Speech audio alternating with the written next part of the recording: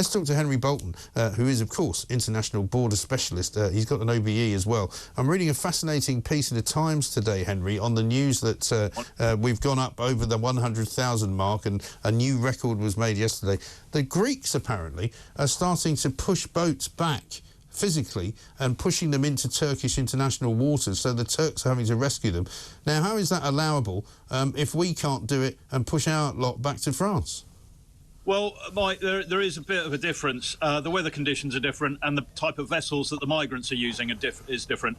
But, you know, as I've been saying... But the principle is the same, right? The principle is the same. I mean, because of the failure of the government to grip this situation and stem the flow over the last 3-4 years or more, now the cure is going to have to be a great deal more robust and, dare I say, dramatic than it would have been before. The numbers are increasing. The only reason at the moment we've got slightly fewer numbers than last year is because of the weather conditions in the Channel. I live down by the coast, down in the southeast, and the weather conditions certainly haven't been as good this year as last year. Right. And I would say if we had the same conditions, we would have had at least half as many again as we have had this year. So, no, the cure now, Mike, has to be far more robust and far more dramatic than it would have had to have been before. And every day that goes by makes that the case. But, you know, I must say that whilst the principle is the same, and I utterly agree with it, we have to recognise that the situation in the Aegean in terms of weather and the type of boats that the migrants are using down there does make it a different challenge. It does, but I mean, I don't know if you've seen the 6-7 pages in the Times this morning, but they've got pictures of a couple of the boats arriving yesterday, and it makes a complete mockery of those claims that the lefty lawyers make, that, oh, you know, there's lots of families on these boats. These boats are absolutely rammed with young men and young men only. There simply isn't anybody else. In fact, 755 people to come on 14 different vessels yesterday. Yeah. I mean, it's already coming in this morning, despite the poor weather conditions today. Right. But Mark, you know, I have to be frank here. Anybody who thinks that these people are genuine refugees is either thick or lying to themselves or us. Yeah. There is, you know, I've worked this problem on the ground in the southern Balkans. Yes. People smuggling networks do not move refugees. Yeah. They move economic migrants. The demographic of this group, or these people coming across the Channel, is so markedly different from the Albanians who entered or moved from Kosovo in 1999. So totally different from the refugees that are leaving Ukraine. There we see women, children, and old men. The younger men stay behind. And what we see here, and Lee Anderson, the deputy chairman of the Conservative Party, he summed it up very well yesterday or the day before. He said, look, you know, these people are supposedly fleeing a dangerous country and leaving their wives and children there. Yeah. Of course they're not. They are economic migrants. They've come here to make money and send it home. That's what's happening. Yes. And we've got... Did you hear, just while you're on the subject of ludicrous statements, did you also hear the Care for Calais people who, when they were asked about the nature of these people coming and why they were all males, they actually had the gall to say that because it's the young males who are most likely to face persecution. And as Tom Hunt MP told me, well, try telling that to the women in Bangladesh who are being raped and murdered on a regular basis by people who are running camps in which they are staying, who would like to come to this country and be asylum seekers, but who can't do it because all the men are coming instead.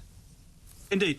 You know, somehow we have got to stop even listening to this argument that they're refugees. Let the asylum system process it, but we've got to resource that asylum system properly as well. We've got to make sure that the people who are responsible for screening and assessing these asylum claims actually have the training and the knowledge to do so. They have no knowledge of organised crime. They have no knowledge of the places that these people have come from. Not even taught knowledge. I'm not expecting them to go out there and do some sort of ground research and get some ground truth. But you know, they just don't have a clue what they're doing. They're following a pro forma approach, which simply is not. You know, I hear every day people saying, yes, but 70% of these people get granted asylum. Well, actually, that's not true because the backlog is so huge. But even if it were true, then they're just taking for granted that our asylum system is working perfectly. Yeah. It is not. It is staffed by people, no fault of their own, who simply don't have the training and the preparation to do the job that they're doing. It's not a robust system, and that needs improving as well.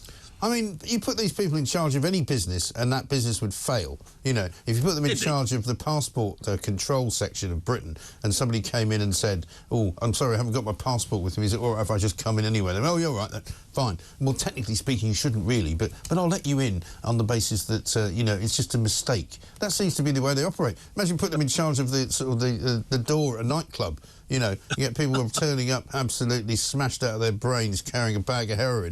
Yeah, you can come in, don't worry, you're fine. What we need to do, I mean, the Albanians are a good case because they're so clear-cut, but there are obviously others that are close to as clear-cut. Look, if somebody comes to our shores, we know that they come because the language they speak, and that means we've got to have people who can assess that. The language they speak, a bit of questioning about the towns that they come from. So, again, a little bit of knowledge there. Okay, you ascertain that this person comes from Albania.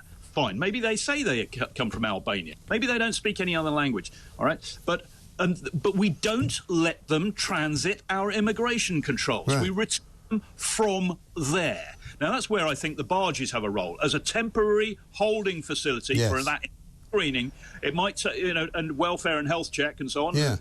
Yeah, how about you don't actually offer them? A day or 2 or 4, but then we return them directly from there. We take them, if necessary, in a secure, escorted bus to an RAF airfield. We put them on a plane and we fly them back.